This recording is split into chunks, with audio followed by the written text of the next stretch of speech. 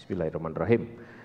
Bidang ketenaga kerjaan, sumber daya tenaga kerja kita, baik di dalam maupun di luar negeri, masih bertumpu pada pengembangan keterampilan dan belum menyentuh pada pengembangan manusia, sehingga mempengaruhi daya saing, tingkat adaptasi, link and match, dan rentan terhadap ketidakadilan. Apalagi revolusi industri 4.0 mengakibatkan dehumanisasi tenaga kerja. Bagaimana strategi Bapak-Bapak untuk memperkuat kualitas sumber daya tenaga kerja yang mumpuni dan humanis? Saya akan berikan kesempatan sesuai dengan urutan Cawapres 01. Pak Ma'ruf, silakan dimulai. Waktu Anda sama seperti tadi, 2 menit dimulai dari Anda berbicara, Pak. Untuk meningkatkan kualitas tenaga kerja, kita mulai dari upaya pendidikan. Pendidikan kita akan kita revitalisasi, baik SMK, Politeknik, akademi-akademi, dan akan kita kerjasamakan kepada kelompok dunia usaha, dan dunia industri supaya ada relevansi, link and match di antara keduanya. Selain itu juga kami akan terus mengembangkan latihan-latihan, kursus-kursus melalui BLK, Balai Latihan Kerja, melalui BUMN, dan juga kursus-kursus yang bisa diaplikasi dengan digital, baik kursus yang sifatnya kepintaran, kecakapan, maupun kebugaran. Dengan demikian maka tenaga kerja kita akan bersaing dan juga akan dilakukan sertifikasi serta upaya-upaya pelatihan untuk meningkatkan scaling, upscaling, maupun reskilling. Dengan demikian saya kira tenaga kerja kita akan bisa bersaing di luar negeri. Di samping itu kita melakukan perlindungan kepada tenaga kerja kita di luar negeri, karena undang-undang kita sekarang yang terakhir telah bergeser dari upaya penempatan kepada upaya perlindungan, daripada jalbul masalih, mengambil kemaslahatan semata-mata, kepada darul mafasid, menolak kerusakan. Sekian. Baik, terima kasih. Kesempatan yang sama saya berikan juga kepada Pak Sandiaga Uno untuk menjawab pertanyaan tadi. 2 menit waktu Anda, Pak.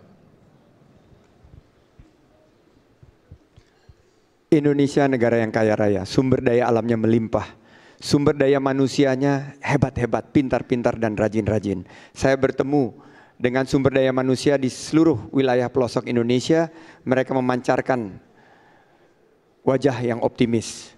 Rumah siap kerja yang baru saja diluncurkan oleh Prabowo Sandi menawarkan untuk anak muda kita link and match. Karena sangat ironis, siswa SMK sekarang ini mendominasi jumlah pengangguran kita. 61% dari pengangguran kita adalah angkatan muda. Mereka masuk SMK karena ingin cepat dapat kerja, tapi justru mereka susah mencari lapangan pekerjaan. Oleh karena itu kami launching rumah siap kerja untuk anak muda. One stop service, meningkatkan keterampilan mereka, melink and match apa yang dibutuhkan penyedia lapangan kerja, perusahaan-perusahaan, apa yang dihasilkan oleh sistem pendidikan kita. Kita melihat bagaimana nanti kita akan merekrut dunia usaha, perusahaan-perusahaan swasta dan BUMN yang akan kita berikan insentif agar mereka menawarkan program magang dan co-op kepada para anak-anak muda yang datang di rumah siap kerja. Kita akan hadirkan di tiap kecamatan sampai ke tingkat desa. Mereka akan mendapatkan keterampilan yang sesuai yang dibutuhkan oleh revolusi industri 4.0. Kemarin saya datang ada yang menginginkan desain grafis, ada yang perlu mengasah keterampilannya berbahasa Inggris. Nah, ini adalah sebuah masa depan yang Prabowo Sandi yakini akan mengikis jumlah pengangguran di usia muda sebanyak 2 juta dalam 5 tahun kami memerintah, dan kami yakin Indonesia menang, adil, makmur bersama Prabowo Sandi. Terima kasih Pak Sandi. Selanjutnya saya mengundang... Sebentar, tenang dulu, baik. Saya mengundang Pak Ma'ruf untuk memberikan tanggapan. Waktu Anda 1,5 menit, Pak. Kami persilakan. Pertama, mari kita bersyukur bahwa tingkat pengangguran kita sekarang ini sudah berada sangat rendah, antara 5,30, 5,13, terendah selama 20 tahun. Dan kita juga ingin mendorong tenaga kerja kita mampu menguasai teknologi, terutama teknologi digital. Kebetulan pemerintah kita sekarang sudah bisa membangun infrastruktur, baik infrastruktur darat, infrastruktur laut, infrastruktur udara, dan infrastruktur langit. Infrastruktur langit itu adalah melalui palaparing, mengenai infrastruktur digital, sehingga sekarang tumbuh usaha-usaha seperti startup, bahkan juga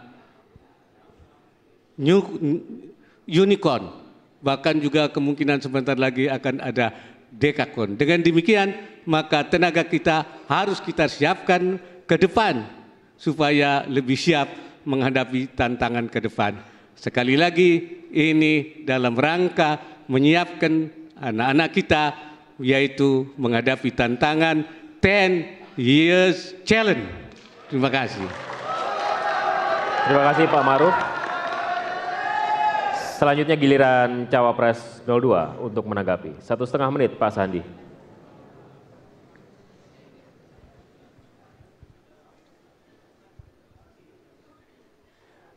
Bagaimana Indonesia bisa masuk menjadi ekonomi nomor 7 besar di dunia di tahun 2030-2035 jika anak-anak mudanya tidak bisa diberikan pekerjaan yang layak?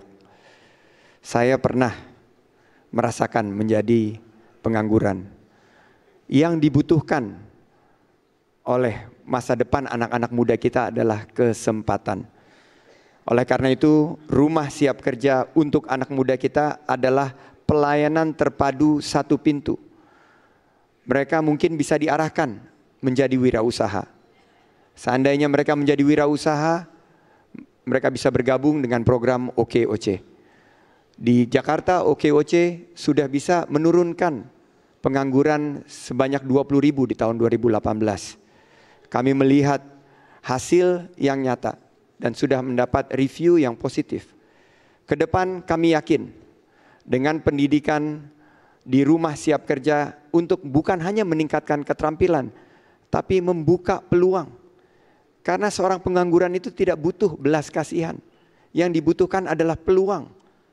Saya alhamdulillah Allah bukakan jalan. Dari usaha yang kecil saya bangun bersama rekan-rekan sudah membuka lapangan kerja bagi 30.000 karyawan di seluruh Indonesia. Saya yakin banyak lagi anak-anak muda yang mampu berkarya demi Indonesia menang. Terima kasih. Baik, terima kasih.